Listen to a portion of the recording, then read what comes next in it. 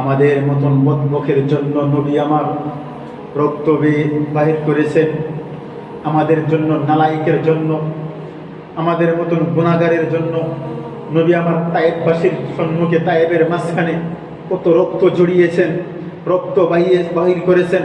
তায়েববাসীরা নবীকে পাথর মারল, নবী পাথর মেরে মেরে বেহুশ হয়ে পড়ে গেছেন, সারা শরীর নবীর ছিদ্র করে ফেলেছেন।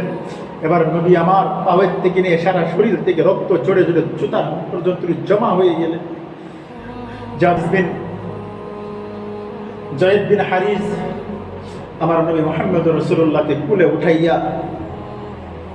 এক বাগের কিনারে নিয়ে গেলেন, এক বাগের মাঝখানে নিয়ে গেলেন।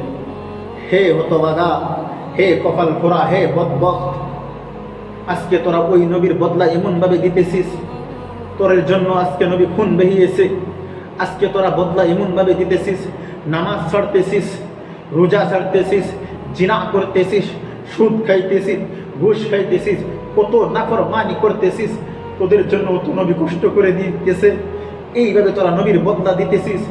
আহারে, কেউ যদি তোদের ভালো করে, কেউ যদি তোদের হেল্প করে, কেউ যদি তোদের সহায় করে, এই হতভাগা, তোরা কি এমনভাবে নবীর বদলা দিস?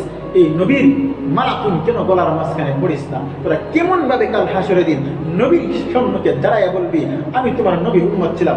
কেমন ভাবে তোরা দাঁড়াবি দাড়ি কাটিয়া, নবীর গলা ছুরি লাগাইতেছিস, নামাজ ছাইড়া দিতেছিস, নবীর সুন্নতের পাবন্দি করতেছিস না, হালাল খাইতেছিস, নিশা খাইতেছিস, মদ খাইতেছিস, জিনার মাঝখানে লিপ্ত হইতেছিস, কেমন ভাবে আল্লাহর নবীর সামনে দাঁড়িয়ে বলবি যে আমি আপনার উম্মত, আমাকে সুপারিশ করেন না, আমাকে সুপারিশ করেন না? কেমন ভাবে বলবি? তুই একটু চিন্তা কর, ওই নবী তোর জন্য কত কষ্ট করেছে, ওই নবীর জন্য, ওই নবীর চরিত্র, ওই নবীর ক্যারেক্টার তোর জীবনের মাঝখানে আপনায় আনো না। নবী ওরা জিন্দিগি দিয়ে তোর জিন্দিগিটাকে সাজাইয়া দে না। যদি নবী ওরা জিন্দিগি যদি বানাইতে পারো তাহলে তো তুই কামিয়াব হয়ে যাবি। সাহাবারা কামিয়াব হয়ে গেছে, সাহাবারা দুনিয়ার থেকে জান্নাতের সার্টিফিকেট নিয়ে গেছে, তোরাও তো আজকে এই নবী ওরা জিন্দিগি তুই বানিয়ে